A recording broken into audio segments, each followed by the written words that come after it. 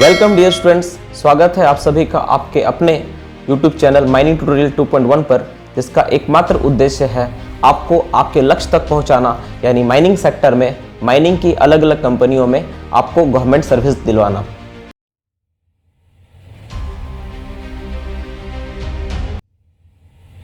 हाँ, देर न करते क्लासेस पे हम डिस्कशन स्टार्ट करते हैं बिना देर किए। चलो, सबसे पहले आपको बताना है कि कोल माइंस रेगुलेशंस कब बना था। कोल माइंस रेगुलेशन कब बनकर सामने आया? कोल माइंस रेगुलेशन कब बनकर सामने आया? फटाफट जवाब दे दो। कोल माइंस रेगुलेशन कब बनकर सामने आया है? डेट के साथ आपको बताना है, वो अच्छे से अच्छा डेट लिख के, एकदम एक्यूरेट जो डेट है वो लिख के बताओ, ठीक है। कोल माइंस रेगुलेशन कब बनकर सामने आया है? कोल माइंस रेगुलेशन कब बनकर सामने आया है? तो कोल माइंस रेगुलेशन कब से लागू हुआ, मतलब सामने आया है, तो इसका जो डेट है फटाफट जवाब दे दो, ठीक है। भूल भाल मत करना, भूल भाल का कोई जगह नहीं एग्जामिनेशन में, थोड़ा सा समय ले लो लेकिन सही जवाब दो, ठीक है। तुम पहले गलत जवाब दिया था, 27 नवंबर 2017 होगा इसका जवाब, ठीक है। आप पहले 17 नवंबर लिखे थे, जो कि गलत जवाब था। नेक्स्ट क्वेश्चन पे आते हैं हम लोग। जो कमेटी होता है, कमेटी अंडर सेक्शन 12 में कितने मेंबर होते हैं? सेक्शन 12 में कमेटी जो बनता है उसका मेंबर कितने होते हैं? कमेटी अंडर सेक्शन 12 कितने मेंबर होते हैं? कमेटी अंडर सेक्शन 12 कितने मेंबर होते हैं? इसका जवाब क्या हो जाएगा? इसका जवाब होगा 8, ठीक है। कमेटी अंडर सेक्शन 12 का फॉर्मेशन कौन करता है? किसके पास ये पावर दिया गया है? कमेटी बनाने का, गठन करने का पावर किसके पास है? कमेटी अंडर सेक्शन 12 का गठन कौन करता है? इसका पावर किसके पास है? फटाफट जवाब दे दो। कमेटी अंडर सेक्शन 12 का गठन कौन कर सकता है? इसका पावर किसे दिया गया? जवाब दे दो। क्या हो जाएगा इसका जवाब? सही जवाब क्या आ जाएगा इसका? कमेटी अंडर सेक्शन 12 का गठन कौन करता है? किसके गठन के वजह से होता है ये? तो क्या होगा इसका जवाब? इसका जवाब क्या होगा आपका? सेंट्रल गवर्नमेंट द्वारा इसको गठन किया जाता है, ठीक है। कमेटी अंडर सेक्शन 12 में कितने ऐसे लोग होंगे, ठीक है, कितने ऐसे लोग होंगे जो ना तो मैनेजमेंट का पक्ष रखेंगे और ना ही वर्कर का पक्ष रखेंगे? जो इंडिविजुअल होंगे, जो किसी भी पक्ष को नहीं रखेंगे, ऐसे कितने लोग होंगे टोटल? ऐसे कितने लोग होंगे? ऐसे कुल कितने लोग होंगे जो किसी का पक्ष को नहीं रखेंगे? कमेटी अंडर सेक्शन 12 में ऐसे कितने लोग होंगे जो किसी का पक्ष को नहीं रखेंगे, ना तो मैनेजमेंट का पक्ष रखेंगे और ना वर्कर पक्ष रखेंगे? तो स्टूडेंट्स, ऐसे दो लोग ही होते हैं जो किसी का पक्ष नहीं होते हैं, और साथ में क्या होता है इनके साथ, इंक्लूडिंग चेयरमैन और सेक्रेटरी, वो भी क्या होते हैं? वो भी इंडिविजुअल होते हैं, किसी को पक्ष रखने वाले नहीं होते, ठीक है ना। इसको भी साथ में ध्यान में रखिएगा, तो वो ध्यान में रख के आपका आंसर बनना है। नेक्स्ट बताना आपको, नेक्स्ट क्वेश्चन बताना है, ब्लास्टिंग शेल्टर अगर सर्कुलर शेप में हो तो उसका बेस का एरिया कितना होगा? ब्लास्टिंग शेल्टर अगर सर्कुलर शेप में हो तो उसका बेस का एरिया कितना होगा? ब्लास्टिंग शेल्टर अगर सर्कुलर शेप में हो तो उसका बेस एरिया कितना होगा? ब्लास्टिंग शेल्टर का बेस का एरिया, ब्लास्टिंग शेल्टर के बारे में आप लोग नाम सुने होंगे जरूर, उसका बेस का एरिया कितना होता है? जल्दी से जवाब दे दीजिए। बहुत लोग गलत जवाब टाइप कर दिए, मुझे देख के अफसोस हो रहा है बहुत, ठीक है। बेस का एरिया कितना होता है ब्लास्टिंग शेल्टर अगर सर्कुलर शेप में होता है? तो सर्कुलर शेप में केवल एक लड़का सही जवाब दिया, आशीष, वेरी गुड। 1.5 मीटर है ना, 1.5 मीटर का डाया होना चाहिए, 1.5 मीटर का ये होना चाहिए उसका बेस का डाया, ठीक है। जितना होना चाहिए डाया के बारे में, एक्चुअली 1.5 मीटर का डाया होना चाहिए बेस का, ठीक है, ये होना चाहिए। और अगर रेक्टेंगुलर शेप में तो कितना होगा? अगर ये रेक्टेंगुलर शेप में हो तो कितना होगा उसका बेस का हाइट एंड विड्थ कितना हो जाएगा? सॉरी, एरिया बोल रहे थे उसके लिए, ठीक है। तो हाइट और विड्थ कितना हो जाएगा? हाइट और विड्थ कितना हो जाएगा? हाइट और विड्थ कितना हो जाएगा? हाइट और विड्थ कितना हो जाएगा? अगर ऐसा, सॉरी माफ करना, हाइट और विड्थ बोला, एरिया, बेस का एरिया कितना हो जाएगा?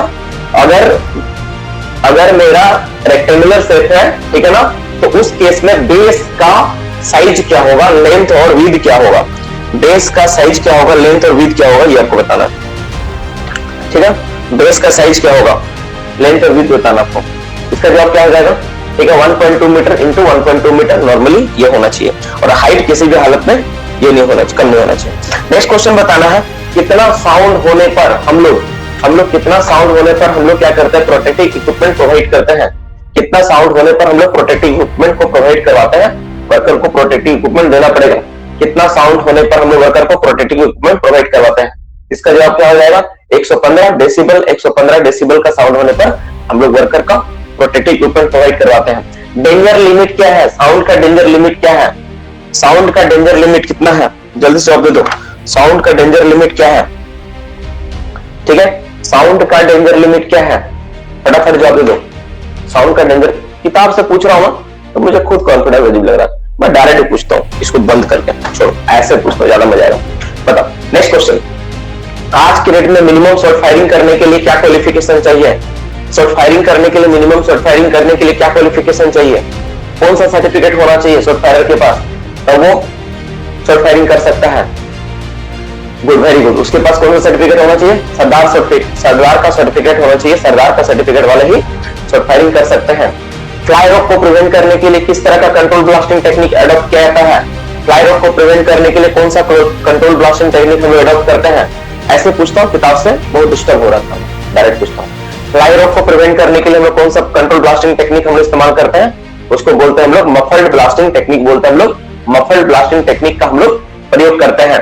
लाइन ड्रिलिंग जो होता है वो क्या प्रिवेंट करता है? लाइन ड्रिलिंग किस चीज को प्रिवेंट करने के लिए इस्तेमाल किया जाता है? लाइन ड्रिलिंग किस चीज को प्रिवेंट करता है? ठीक है, लाइन ड्रिलिंग किस चीज को प्रिवेंट करता है? Very good, very good. और कोई? Ground vibration, very good. Ground vibration को लाइन ड्रिलिंग क्या करता है? प्रिवेंट करता है, ग्राउंड वाइब्रेशन को आगे बढ़ने नहीं देता है। ग्राउंड वाइब्रेशन को मापने के लिए किस इंस्ट्रूमेंट का इस्तेमाल करते हैं? ग्राउंड वाइब्रेशन को मापने के लिए हम लोग कौन से इंस्ट्रूमेंट का इस्तेमाल करते हैं? ग्राउंड वाइब्रेशन को मापने के लिए किस इंस्ट्रूमेंट का इस्तेमाल किया जाता है? कौन सा इंस्ट्रूमेंट का इस्तेमाल करता है? फटाफट जवाब दे दो। ग्राउंड वाइब्रेशन को मापने के लिए हम लोग किस इंस्ट्रूमेंट का इस्तेमाल करते हैं?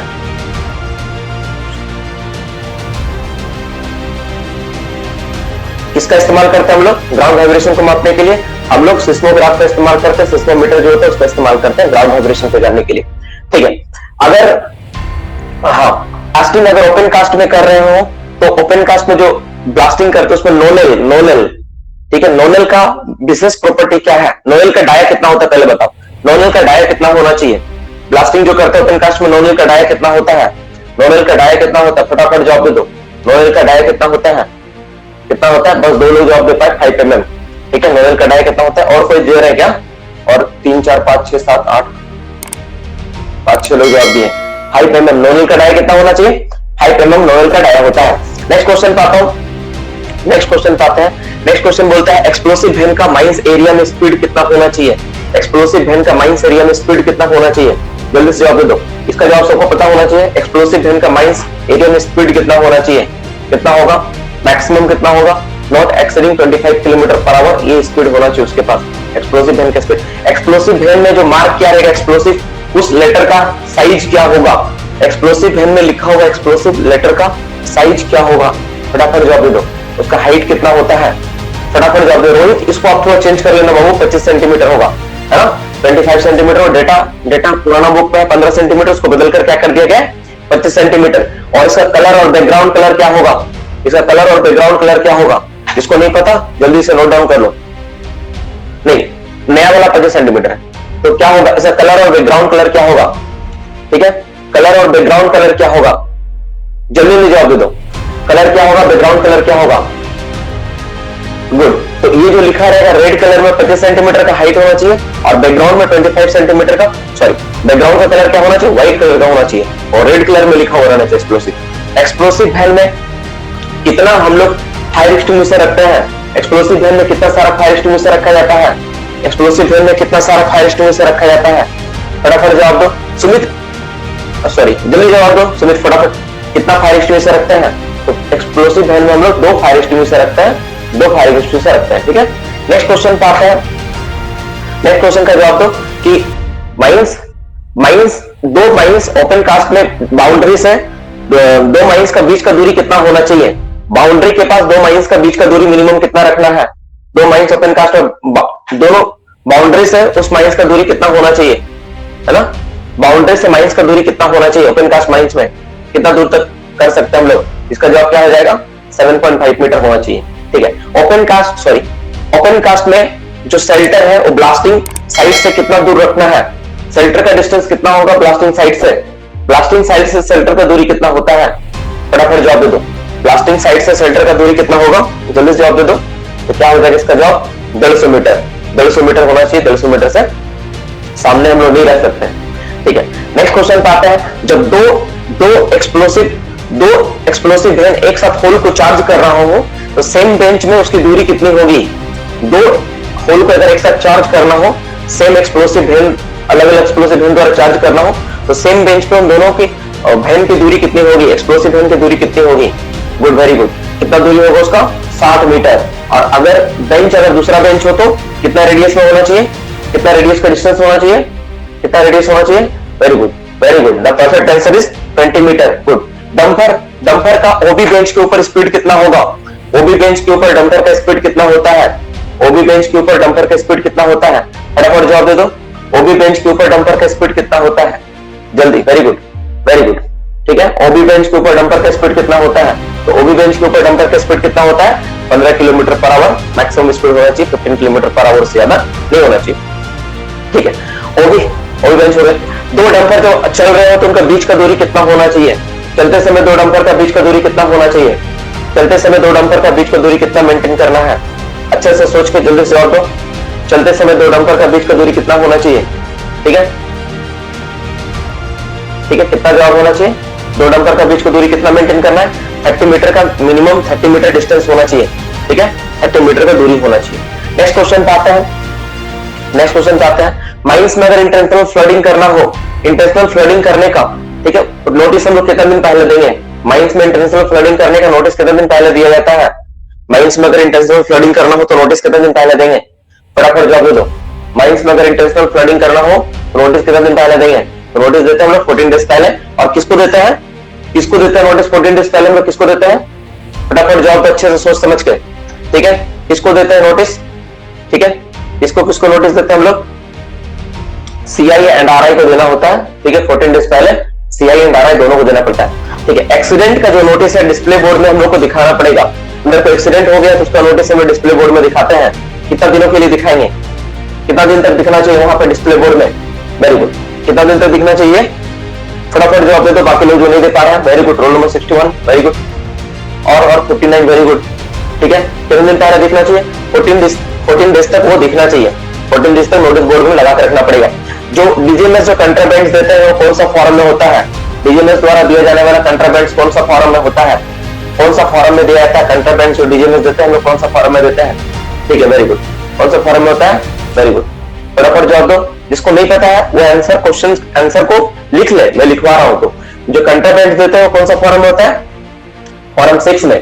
फॉर्म 6 में इसका दिया जाता है। नेक्स्ट क्वेश्चन पे आते हैं। Very good, very good. और इसके बाद आता है मैनेजर चार्ज रिपोर्ट। कौन सा फॉर्म में आएगा? Manager charge report in which form? Manager charge report कौन सा फॉर्म में आएगा? Very good, manager charge report कौन सा फॉर्म में आएगा? फॉर्म 7। रिपोर्टेबल इंजरी कौन सा फॉर्म में? फटाफट, रिपोर्टेबल इंजरी, ज्यादा समय नहीं दूंगा मैं, है ना क्लास, फटाफट ही जवाब देना है। ठीक है, चलो मैनेजर कौन सा रिपोर्टेबल इंजरी कौन सा फॉर्म में भेजते हैं हम लोग? फॉर्म जगह भेजते हैं। ठीक है, कब भेजा जाता है रिपोर्टेबल इंजरी? रिपोर्टेबल इंजरी कब भेजते हैं? Very good, right. Reportable injury कब भेजते हैं हम लोग? रिपोर्टेबल इंजरी कब भेजा जाता है?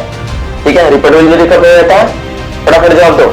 रिपोर्टेबल इंजरी 3 मंथ नहीं होगा, है ना, टर्म अच्छे से यूज करना है। रिपोर्टेबल इंजरी कब भेजते हैं? 3 मंथ गलत आंसर हो गया। ठीक है, कब भेजते हैं? द टेक्निकल टर्म जो यूज करना है ना, 6 भी गलत है। क्वार्टरली वर्ड होगा, है ना, क्वार्टरली हम लोग भेजते हैं। क्वार्टरली महीने का मतलब है end of March, end of June, end of September and end of December. ठीक है, ये होता है 3 महीना, मतलब कुछ भी हो सकता है। फरवरी मार्च अप्रैल मई भी हो सकता है ना, वैसा नहीं चलेगा, है ना। 3 मंथ नहीं बोलना आपको बोलना है क्वार्टरली भेजना होता है। फाइनेंशियल ईयर का एंड किस तारीख को होता है? फाइनेंशियल ईयर का एंड किस तारीख को होता है? फाइनेंशियल ईयर का एंड किस तारीख को होता है? फटाफट जवाब दे दो। फाइनेंशियल ईयर का एंड किस तारीख को होता है? फाइनेंशियल ईयर का एंड किस तारीख को होता है? जल्दी जवाब दो।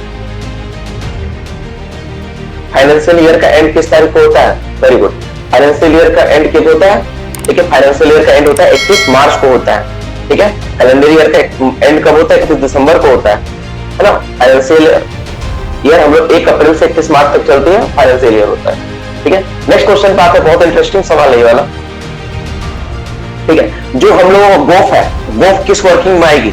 अबंडेंट, डिसयूज, डिसकंटिन्यू जो वर्किंग हम लोग बोलते हैं ना, तो गोफ हम लोग को किस वर्किंग में आएगा? गोफ किस में आएगा? गोफ किस में आएगा? ठीक है, गोफ किस वर्किंग में आएगा? गोफ वर्किंग जो गोफ हम लोगों का है, गोफ किस में आएगा? अच्छा से बताना है। शील्ड ऑफ पैनल किस में आएगा? चलो शील्ड ऑफ पैनल बताओ, शील्ड ऑफ पैनल किस में आएगा, शील्ड ऑफ पैनल किस में आएगा, पहले शील्ड ऑफ पैनल बताओ, शील्ड ऑफ पैनल किस में आएगा, शील्ड ऑफ पैनल दोनों हो सकता है, डिसकंटिन्यू भी हो सकता है, रिडंडेंट भी हो सकता है। डिसकंटिन्यू किस तरह से, अगर मान लो कि उस पैनल को हम लोग दोबारा रीओपन करने वाले हैं, किसी वजह से अगर बंद हुआ है तो उसको बोलेंगे हम लोग, उसको बोलेंगे डिसकंटिन्यू। और रिडंडेंट कब, जैसे मान लो वो कोयला काट के निकाल चुके हैं और फिर उसको सील किया गया तो रिडंडेंट में काउंटिंग आएगा, उसको हम लोग रिडंडेंट काउंटिंग करेंगे। ओल्ड वर्किंग किस में आएगा, ओल्ड वर्किंग किस में आएगा, ओल्ड वर्किंग को किस में आएंगे, ओल्ड वर्किंग, ओल्ड वर्किंग किस में आएगा, ओल्ड वर्किंग, ओल्ड वर्किंग किस में आएगा, फटाफट जवाब दे दो, ओल्ड वर्किंग किस में आएगा, ओल्ड वर्किंग को हम लोग किस में काउंट करेंगे, जल्दी से जवाब दे दो, ओल्ड वर्किंग को हम लोग किस में काउंट करेंगे, अनयूज्ड वर्किंग में काउंट करेंगे, है ना, डिसयूज्ड या अनयूज्ड वर्किंग में काम करेंगे हम लोग, काउंट करेंगे old working. Mines act, mines act अगर प्रोस्पेक्टिंग के लिए काम कर रहे हैं हम लोग, mines act prospecting, mineral prospecting हो रहा है, तो कितना आदमी तक माइंस एक्ट लागू नहीं होता है, माइंस एक्ट कितना आदमी तक लागू नहीं होता है, माइंस एक्ट अगर मिनरल प्रोस्पेक्टिंग के लिए यूज हो रहा है तो कितना आदमी तक माइंस एक्ट लागू नहीं होगा, ठीक है, तो 20 आदमी तक माइंस एक्ट लागू नहीं होता है, नॉट मोर देन 20% तक माइंस एक्ट लागू नहीं होगा। वुमेन, वुमेन का एम्प्लॉयमेंट अगर अंडरग्राउंड माइंस में करना है, ठीक है, अंडरग्राउंड माइंस में वुमेन काम कर सकती है कि नहीं, फिजिकल वर्क कर सकती है कि नहीं, वुमेन अंडरग्राउंड माइंस में फिजिकल वर्क कर सकती है कि नहीं, यस और नो, वुमेन अंडरग्राउंड माइंस में फिजिकल वर्क कर सकती है कि नहीं, यस और नो, नो, बिल्कुल नहीं, बिल्कुल नहीं कर सकती है। वुमेन को अगर अंडरग्राउंड माइंस में अगर काम देना है तो वुमेन को किस किस तरह का काम दे सकते हैं, अंडरग्राउंड माइंस में वुमेन काम करेगी तो फिजिकल वर्क नहीं करेगी तो क्या क्या करेगी, ठीक है, जल्दी जवाब दे दो, क्या काम करेगी, managerial, technical and supervision, very good, very good, very good, जवाब सबका सही जवाब आया है, ठीक है, ये सारा काम करेगी, मैनेजरियल, सुपरविजन और टेक्निकल वर्क कर सकती है, वो इस काम के लिए लगा सकते हैं। तो इस काम को लगाने के लिए उनको कब से कब तक काम करवा सकते हैं हम, इस तरह का काम अंडरग्राउंड माइंस में कब से कब तक करवा सकते हैं, कब से कब तक काम करवाया जा सकता है, इस तरह काम को कब से कब तक करवाया जा सकता है, कब से कब तक काम लिया जा सकता है, तो सुबह 6 AM से शाम 7 PM तक हम लोग इस तरह का काम वुमेन से हम लोग ले सकते हैं, काम में लगा सकते हैं, ठीक है, और इसके लिए उन लोगों का रिटर्न परमिशन होना चाहिए। ओपन कास्ट में अगर रिटर्न परमिशन लेकर कब से कब तक काम करवाने के लिए वुमेन से रिटर्न परमिशन लेना पड़ता है, कब से कब तक काम करवाने के लिए वुमेन से रिटर्न परमिशन लेना पड़ता है, जल्दी जवाब दे दो, ओपन कास्ट में कब से कब तक काम करवाने के लिए वुमेन से रिटर्न परमिशन लेना पड़ता है,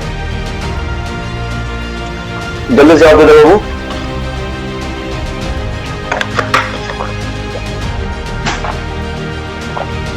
क्या हो जाएगा, इसका जवाब हो जाएगा आपका 7 PM से 6 AM, है ना, अगर रात्रि में अगर वुमेन को काम करवाना है तो आपको रिटर्न परमिशन लेकर ही काम करवाना होगा, वैसे आप काम नहीं करवा सकते हो।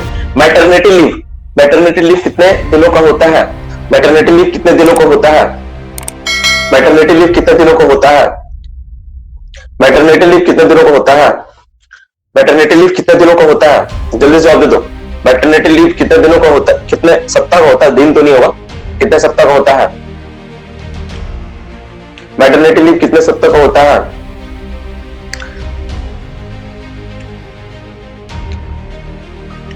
कितना सप्ताह होगा, 26 वीक्स का मैटरनिटी लीव होता है, 26 वीक का मैटरनिटी लीव होगा, ठीक है। नेक्स्ट क्वेश्चन पे आते हैं, नेक्स्ट क्वेश्चन पे आते हैं हम लोग, ठीक है, mines rule, mines rule mines act के कौन से सेक्शन के अंतर्गत बनाया गया है, माइंस रूल को माइंस एक्ट के किस सेक्शन के अंतर्गत बनाया गया है, माइंस रूल को माइंस एक्ट के कौन से सेक्शन के अंतर्गत बनाया गया है, माइंस रूल को कौन सा सेक्शन पे बनाया गया है, तो 58 सेक्शन के अंतर्गत बनाया गया है।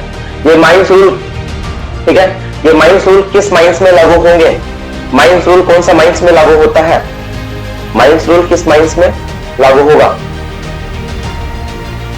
भारत में किस किस माइंस में लागू होगा, तो ये क्या सिर्फ कोयला में लागू होगा, ऐसा तो नहीं है, ये हर माइंस में माइंस रूल लागू होता है, सब माइंस के लिए एक ही माइंस रूल बनाया गया है, वो हर एक माइंस में लागू होगा।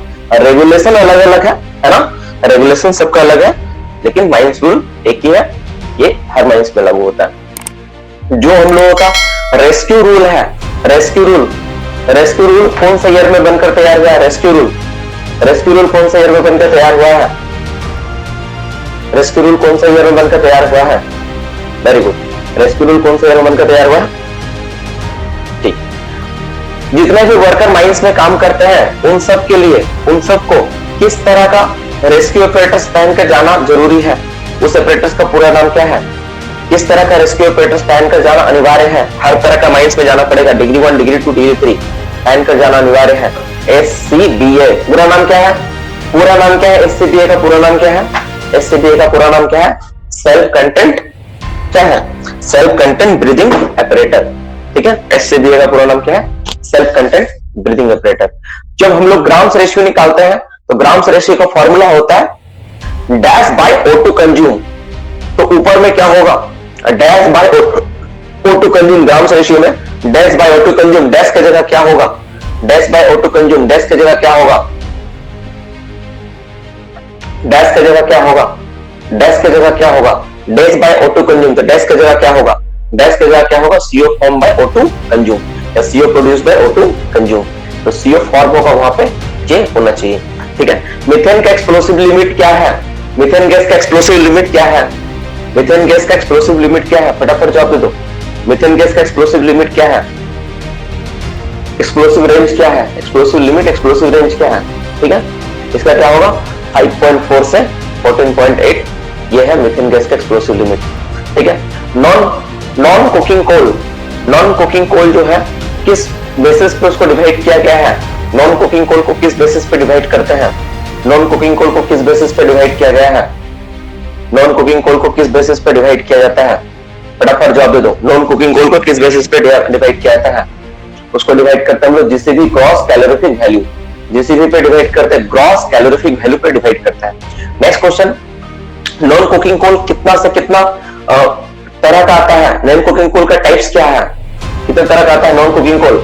नॉन कुकिंग कोल का टाइप्स क्या है? नॉन कुकिंग कोल का टाइप्स क्या है? नॉन कुकिंग कोल का टाइप क्या है? उसका क्या होगा? जल्दी जवाब दो। नॉन कुकिंग कोल का टाइप क्या है? G1 से G17 तरह का नॉन कुकिंग कोल होता है। ठीक है, नेक्स्ट क्वेश्चन पे आते हैं। Next question is the most important question. जो हम लोग स्टील ग्रेड का कोयला होता है, स्टील ग्रेड का कितना तरह का कोयला होता है? स्टील ग्रेड क्या होता है? स्टील ग्रेड का कुल कितना तरह कोयला आता है? कितना तरह के स्टील ग्रेड आते हैं? 2 होता है, steel grade 1, steel grade 2। Very good. Washery grade के